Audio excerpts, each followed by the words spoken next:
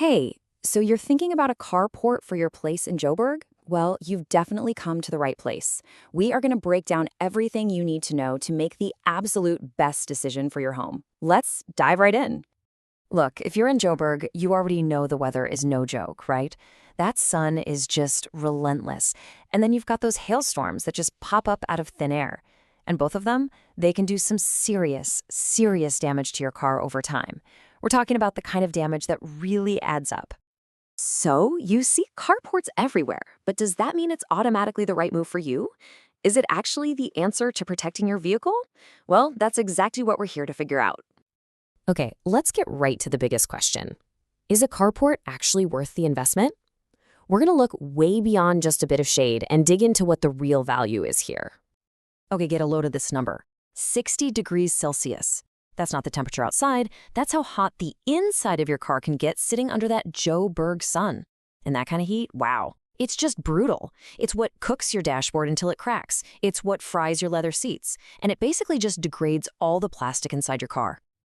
And this really tells the whole story, doesn't it? It's like the tale of two different cars. On one side, the unprotected vehicle. Its paint is fading, it's got dents from hail, the dashboard's cracking, and all of that just tanks its resale value. But on the other side, the protected car avoids all that.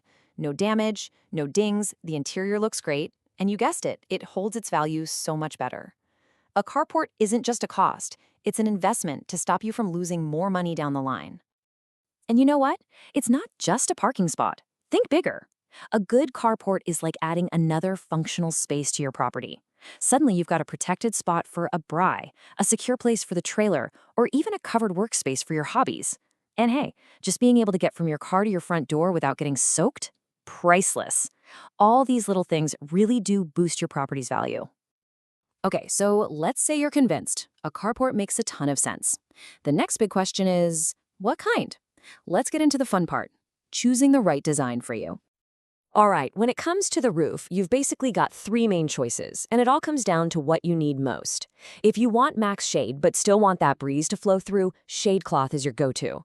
If you're thinking, I want zero rain, zero hail, completely waterproof, then IBR sheeting is what you're looking for.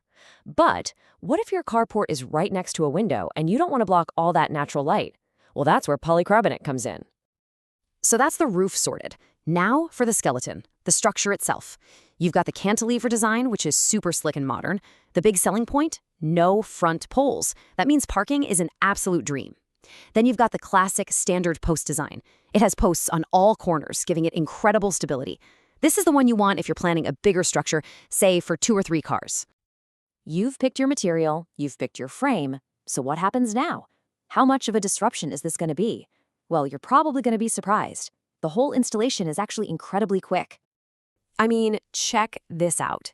It's a 2-day job for most standard carports. Day 1 is all about the groundwork. The team comes in, does the final measurements, marks everything out, and then sets those steel posts in solid concrete. Then, on day 2, it all comes together. They assemble the frame, attach the roof you picked out, and do all the final checks. And that's it. In about 48 hours, you're done. Minimal fuss, which is great. Now let's talk about the most critical part of that whole process, the foundation. Those concrete footings, they are absolutely non-negotiable.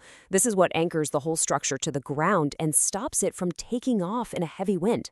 Seriously, a carport is only as strong as its foundation, so you never want to cut corners here. Right, so the build is fast, the foundation is key. Now we get to the 2 questions that are probably on your mind right now. How much is this thing going to cost me? And what are the rules? Let's break it all down. Yeah, there's no single price tag here, because the final cost really depends on a few things. First, your material choice. Shade cloth is usually the most budget-friendly. Then the design. A cantilever structure might cost a bit more. Size obviously plays a huge part. And don't forget your property itself. If you've got a sloped driveway or access is tricky, that can add to the labor costs. Oh, and extras like gutters will also factor in. Now, when we talk about rules, you're going to hear this number a lot, 1.5 meters. What's that about? Well, that's usually the required setback, the minimum distance you have to build from your side boundary line. It's to make sure there's enough space between properties, for access and general neighborliness. But And this is a big but. That 1.5 meters isn't a hard and fast rule for every single property. It can change. So the big question is, how do you know what the rules are for your specific place? Simple. You've got to do your homework, and here's your checklist. First, check your property's title deed. Then, call your local municipal office to verify the building lines. It's also a really good idea to get written consent from your neighbors if you're building close to the boundary. And finally, check for any heritage or body corporate rules. Trust me, doing this stuff before you start building will save you a world of headaches later. Okay, to finish things off, let's do a quick fire round. We're going to tackle some of the most common questions we hear all the time about carports. All right, first up, you've built this amazing carport, but now you're moving house. Can you just pack it up and take it with you? Yeah, the short answer is probably not. I mean, it's just not practical or cost-effective. The process of taking it apart, moving it, and then reinstalling it with new foundations, honestly, it would likely cost you more than just building a brand new one at your next house. And here's the big one, the one everyone worries about. Do I need to get the council involved? Do I need plans approved? Look, the absolute safest way to approach this is to just assume the answer is yes. While some tiny structures might be exempt, most carports will require you to submit plans. The golden rule is simple. Call your local council before you start. A 5-minute phone call can save you from massive fines and being told to tear it all down later. So when you boil it all down, it's really about shifting your perspective. Don't think of a carport as just another expense. Think of it as an investment. You're investing in preventing expensive repairs, protecting one of your biggest assets, and making your home a more functional place to live. So there you have it. We've gone through the why, the what, and the how. We've laid out the blueprint for you. Now, the only question left is, what does the perfect carport look like for your home? Thanks so much for joining me for this explainer.